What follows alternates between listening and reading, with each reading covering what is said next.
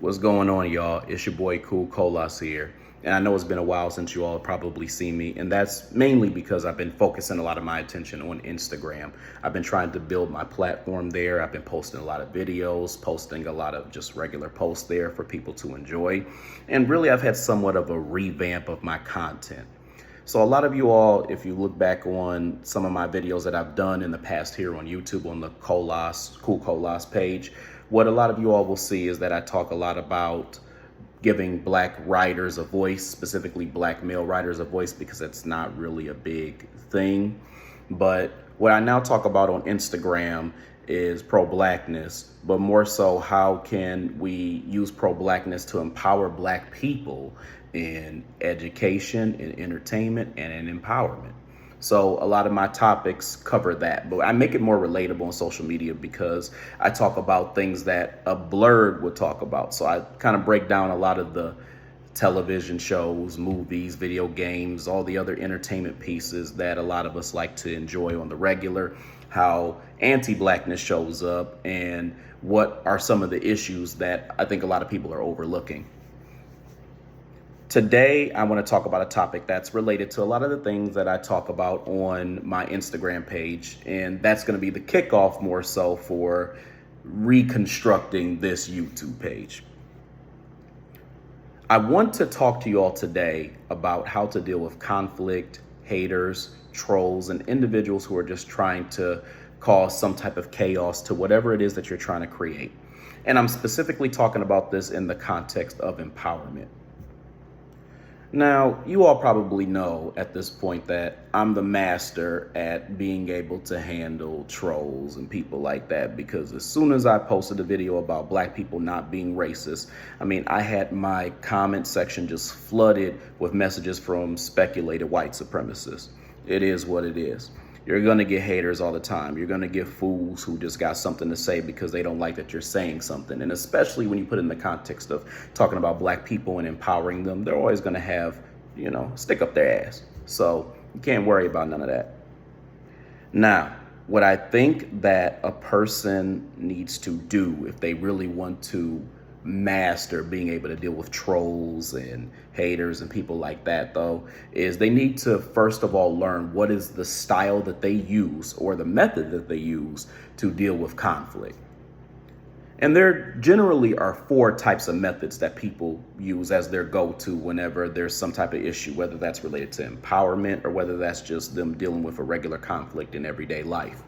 And those 4 types are to fawn, to flight, to fright, or to fight. So, what are these different methods? Let's go over what each of them entail. For fawning, that's essentially kissing ass. That's essentially saying, you know what, because there's a conflict right now, I'm going to do my best to try to save face and to let somebody know that, hey, I don't want this conflict to go on, so I'm going to be as kind and nice or whatever as possible to them, almost to the point of just sucking up so that this conflict can end. If I butter them up, then it'll soften them up. The fright is when you basically just freeze up in the middle of a conflict. You don't know what to say, so you really just do nothing.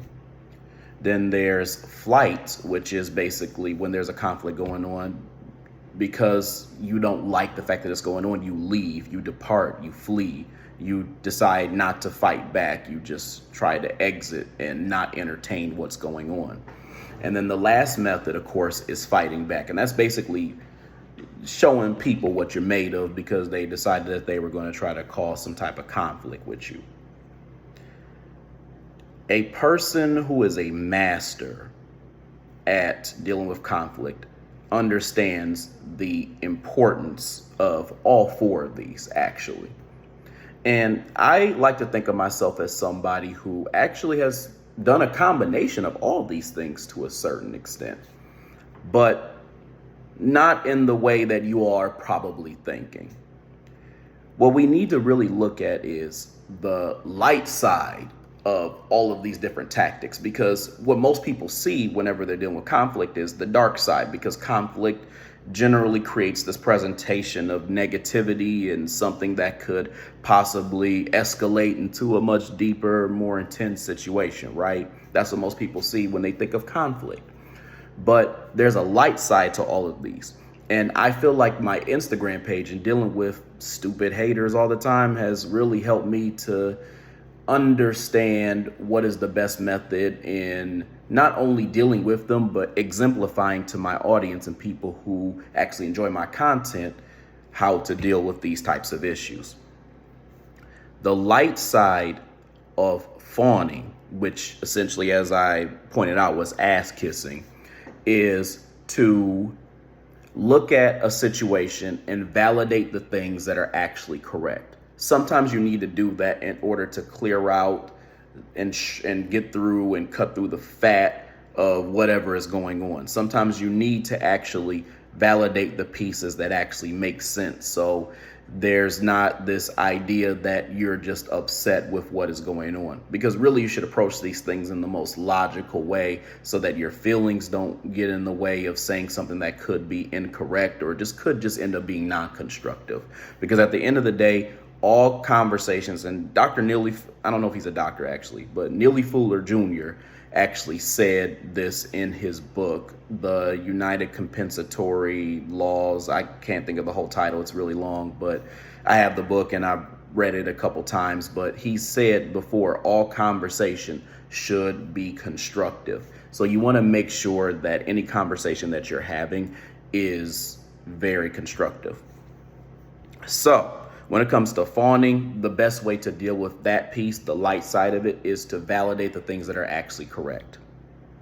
When it comes to the fright part, sometimes that's a good thing. And the reason why that's a good thing is because sometimes you need to pause to think about what is actually being said before you open your mouth, before you react, before you do something, whether it's something you regret or whether it's not the right thing that you wanted to say, or maybe you haven't processed everything that was being said to you.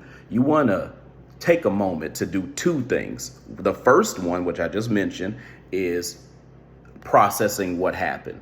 The second thing is to calm yourself down, pull yourself back and say to yourself, first of all, no, this asshole didn't just talk to me in the way they just talked to me. Before I try to go in on them, let me just take a moment to myself, woosah, do what I gotta do, and then respond in a way that is very constructive. So that's why sometimes that piece has a light side and you can do that. When it comes to flight is very, very, very simple. The light side of flight is understanding the moment when the conversation, argument, debate, whatever you want to call it, is no longer constructive, so you choose to leave. That's all that is. It's different than, oh, I'm just going to leave because I don't really want to deal with this right now. Sometimes there's some things that need to be worked out. Sometimes you need to ask questions for further clarity. Sometimes you need to try to get a better grasp on what is being said or the message that is being conveyed. You need to figure out all of these different things. But at the point where it gets into ad hominems and name calling and we start getting off subject and it's a bunch of bad faith arguments and a bunch of babbling that just won't go away, then it becomes non-constructive and it's time to go and it's time to do something more productive with our time, right? The last thing, fight. Very, very, very simple. That's basically giving a logical analysis or rebuttal to something that is made.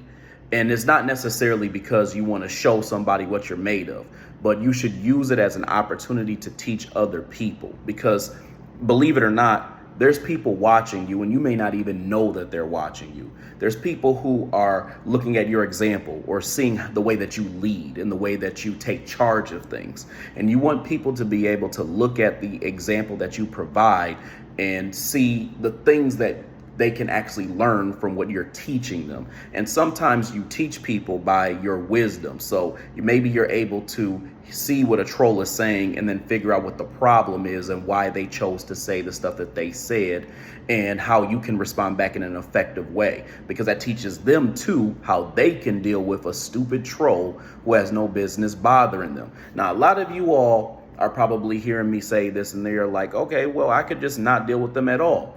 And I could just not do anything or just kind of get rid of them. And sometimes that's okay. Don't get me wrong. Sometimes you should do that because sometimes it's just unnecessary or just isn't going to lead to anything, especially if it's like a lot of name calling and a lot of like BS like that.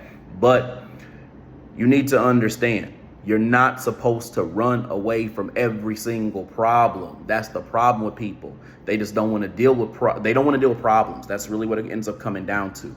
You do not solve problems by ignoring them all the time. You just don't. And sometimes with trolls, you have to make an example out of them and what they have presented, because sometimes that's a lesson for somebody else and how they may deal with a conversation.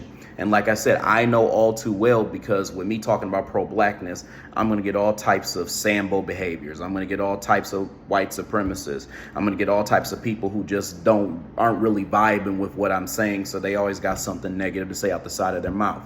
So you have to be able to learn how to master all of these methods that help you to properly deal with whatever trolls are going to come your way. All right, y'all. So that's the only message that I had. I wanted to make sure that I got that out. I hope you all enjoyed this. I hope you found this educational. I hope you found this helpful. Stay tuned. I'll have more videos to come for you all to check out. In the meantime, go ahead and hit that subscribe button and also follow me on Instagram at KoolKolas. Hope y'all have a good rest of y'all's day, night, whatever it is in y'all's time zone, whatever's going on. And I'll talk to y'all soon. Peace.